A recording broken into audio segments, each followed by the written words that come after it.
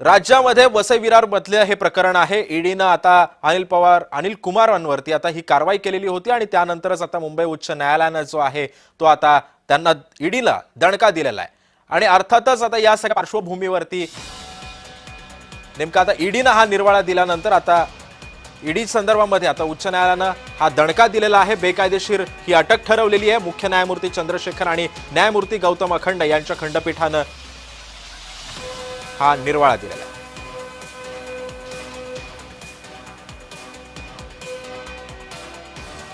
आणि या संदर्भामध्ये बोलण्यासाठी माझ्यासोबत असणार आहेत भाजपचे प्रवक्ते अवधूत वाघ सर आणि काँग्रेसचे कपिल ढोकेजी आपल्यासोबत असणार आहे। मी सर्वप्रथम अवधूतजी तुमच्याकडे येणार आहे। आपल्याकडे 2च मिनिटं आहेत। मला सांगा, ईडीनं जेव्हा ही अटक केली तेव्हा ठोस पुरावे नसल्यानं ईडीनं अटक केली आणि ईडीला कारवाई करताना माहिती नव्हतं का की ही केस आता कोर्टामध्ये ठोस पुरावे नसतील तर बारगळेल, तरी सुद्धा ईडीनं कारवाई केली? पहिली गोष्ट, हा जो निकाल दिलाय त्या निकालामध्ये न्यायालयाने असं म्हटलेलं आहे की ईडीला जरी अटक करायची अधिकार असले तरी ईडीने ठोस पुराव्या अभावी ही अटक केलेली आहे आणि त्यामुळे त्यांनी ज्याला अटक केली त्या पवारांना दिलासा दिलेला आहे। आता मुख्य म्हणजे ईडीला अटक करायचे अधिकार होते का? तर होते। त्या अधिकाराचा उपयोग करून ईडीने अटक केली का? तर केली। हे अधिकार कोणी दिले? हे अधिकार त्याला कायद्याने दिले, जो कायदा विधिमंडळामध्ये आणि लोकसभेमध्ये संमत झाला होता। हा संमत होताना घटनेची पायमल्ली झाली का? घटनेने दिलेल्या अधिकाराने संसदेने केलं का? हो। तर असं असताना जर जो कायदा पास झाला, ज्या कायद्याने अधिकार दिले, त्या अधिकाराच्या विरोधात बोलण्याच्या या होली काऊला काही गरज नव्हती। अधिकार दिलेत, विषय संपला। एखाद्या गुन्हेगाराला ताब्यात घेतलं ते ताब्यात याचसाठी घेतलं जातं की अधिक पुरावे उपलब्ध व्हावे। जे पुरावे उपलब्ध असतात त्या उपलब्धाने संशयावरून आरोपीला अटक केली जाते आणि एकदा आरोपीला अटक केली झाल्यानंतर त्याचं इंट्रोगेशन होतं आणि अधिक पुरावे मिळतात। परंतु ही संधी ईडीला किंवा एखाद्या संस्थेला, सरकारी संस्थेला न देता तुम्ही संपूर्ण पुरावे आणा आणि नंतर आम्ही बघू, तर हे असल्या मोरल पोलिसिंग करायची काही न्यायमूर्तीला गरज नव्हती। एकीकडे 33 वर्ष 27 वर्ष न्याय मिळाला नाही म्हणून एका 70 वर्षाच्या माणसाने एका सिव्हिल कोर्टाच्या समोर आत्महत्या केली काल आणि त्याला 27 वर्ष न्याय मिळाला नाही। आणि इकडे तुम्ही अनिल कुमार पवारना 7 दिवसामध्ये त्यांचं स्टेटमेंट घेता, त्यांची बाजू ऐकून घेता।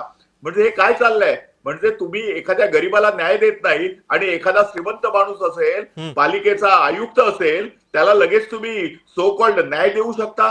म्हणजे तुम्हाला आम्ही रामशास्त्री प्रभूने म्हणायचं की आम्ही तुम्हाला घाशीराम कोतवाल म्हणायचं? जनतेसमोर आता हा प्रश्न आलेला आहे।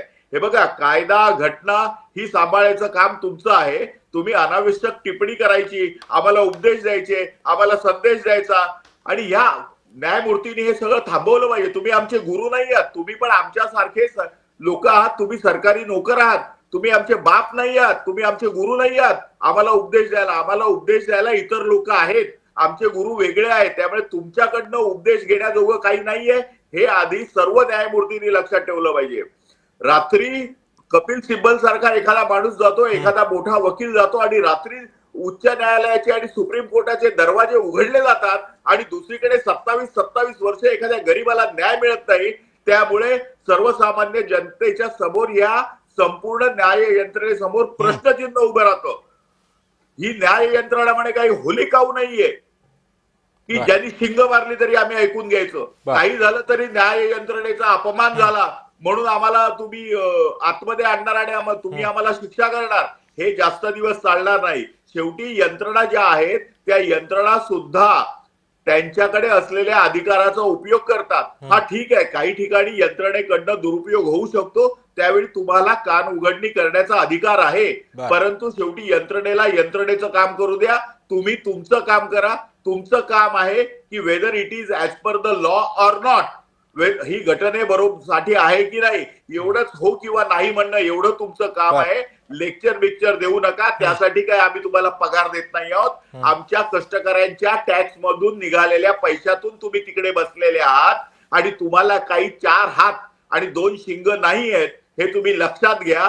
तुमचे पण पाय मातीचे आहेत हे तुम्ही लक्षात घ्या आणि त्याप्रमाणे या न्याय यंत्रणेने याच्या पुढे वागलं पाहिजे। लोकांना समान न्याय दिला पाहिजे आणि रामशास्त्री प्रभुणेचं आचरण करा। घाशीराम कोतवालचं कृपा करून करू नका. घाशीराम कोतवाल होऊ नका असं अवधूत वाघ जी तुम्ही म्हणताय. मी आता हाच मुद्दा घेऊन कपिल डोकेंकडे जाणार आहे. कपिलजी, तुम्ही सगळे आरोप आता जे दावे केलेले आहेत अवधूत वाघ यांनी, आपण कसं पाहता या दाव्यांकडे? कारण आता त्यांनी थेट जे आहे ते पूर्ण पाढाच वाचून दाखवलेला आहे. या सगळ्या दाव्यांकडे आपण कसं विश्लेषण कराल? नाही, विश्लेषण करत असताना मला प्रामुख्याने या ठिकाणी सांगायचं आहे की एखाद्या महानगरपालिकेचा आयुक्त इतक्या मोठ्या प्रमाणात भ्रष्टाचार करतो, इतक्या मोठ्या प्रमाणात त्या ठिकाणी चुकीचे कामं करतो आणि त्यानंतर केंद्रीय तपास यंत्रणांच्या माध्यमातून त्याची चौकशी केल्या जाते, त्याला अटक केल्या जाते. आणि आता अवधूत सर ज्या पद्धतीने या ठिकाणी बोलत होते की न्यायालयाचं सुद्धा काय चाललेलं आहे. एखादा खरंच जर पाहिलं असेल तर गरीब कुटुंबातला आरोपी असला, त्याच्यासाठी 2-3 दिवस सुट्ट्या, 8 दिवस सुट्ट्या आला तर त्याला त्याचे दिवस जेलमध्ये काढावे लागतात.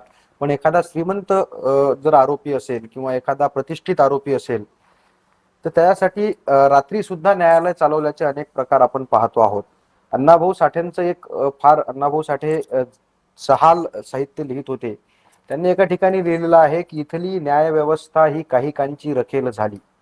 थोडं उग्र आहे, पण अण्णाभाऊंनी त्यावेळी फटका दिलं होतं. इथली न्याय व्यवस्था ही काही कांची रखेल झाली, ही संसद देखील हिजड्यांची हवेली झाली.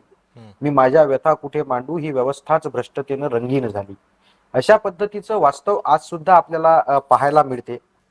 मुळात आमचा सातत्यानं आरोप आहे, त्या आरोपामध्ये तथ्य सुद्धा आहे की इथल्या केंद्रीय तपास यंत्रणा ह्या सत्ताधारी पक्षाच्या दबावाखाली काम करत असतात. इथलं न्याय व्यवस्था सुद्धा अनेकदा सत्ताधारी पक्षाच्या बाजूने निर्णय घेते. याचे उदाहरणं जर आपण पाहिले असतील तर महाराष्ट्रात अनेक उदाहरणं आहेत. त्यासाठी एका स्वतंत्र चर्चेमध्ये त्याचे उत्तर आपल्याला देता येतील. परंतु अनिल पवारांचं जे काही प्रकरण आहे यामध्ये इतक्या लवकर त्यांना रिलीफ मिळणे किंवा इतक्या लवकर त्यांची अटक बेकायदा ठरवणे हे अत्यंत चुकीचं आहे. सरकारने सुद्धा आता वरिष्ठ कोर्टामध्ये बाजू मांडून याहीपेक्षा आणखी काय पद्धतीनं त्यांना कडक शिक्षा करता येईल किंवा त्यांच्या विरुद्ध कठोर पावलं उचलता येतील यासाठी कार्यवाही करावी. अन्यथा जर हे प्रकरण असंच बंद झालं तर अनिल पवारांना सोडण्यामध्ये न्याय व्यवस्थेत हस्तक्षेप करून केंद्रीय तपास यंत्रणा काय करायला हवं? अजून न्यायालयाकडनं अजून कोणकोणती पावलं उचलली जाऊ शकतात असं तुम्हाला वाटतंय? नाही, आता मला एक सांगा, जर ईडीच 1 महिना अगोदर सांगते, ईडी कोणाच्या हस्तक्षेप, केंद्रीय तपास यंत्रणा आहे, ते सेंट्रल गव्हर्नमेंटच्या याच्यामध्ये चालते. ईडीच जर सांगते की हा माणूस आरोपी आहे, याने मोठा गुन्हा केलेला आहे, आणि माझं असं मत आहे आतापर्यंतच्या घटनांचा आढावा घेता की न्याय व्यवस्थेमध्ये सुद्धा केंद्र सरकार मोठ्या प्रमाणात हस्तक्षेप करतो. त्यामुळे आता केंद्र सरकारची एक यंत्रणा म्हणते की अनिल पवार हा मोठा आरोपी आहे, दुसरी यंत्रणा जर त्यांना सोडत असेल तर निश्चितच या ठिकाणी कुठेतरी पाणी मुरत आहे. आता आपण वाट पाहू, जर अजूनही सरकारनं पावलं उचलली नाहीत, अनिल पवारांविरुद्ध जर कठोर कारवाई झाली नाही, निश्चितच मग सरकार कुठेतरी, म्हणजे अनिल पवारांनी जो काही भ्रष्टाचार केला, मोठा घोटाळा केला, त्यात कोणी सहभागी आहे का असे धागेदोरे आता सुतोवाच होतील अशी शंका यायला लागलेली आहे.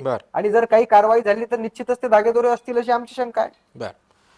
नक्कीच. त्यामुळे आता या सगळ्या प्रकरणामध्ये नेमकं काय काय अजून समोर येतं, कोणकोणते धागेदोरे याच्याबद्दलचे समोर येतात आणि नेमकं आता कोर्ट या पुढची आता नेमकी भूमिका काय बजावतं हे सुद्धा पाहणं महत्वाचं ठरणार आहे. मात्र एक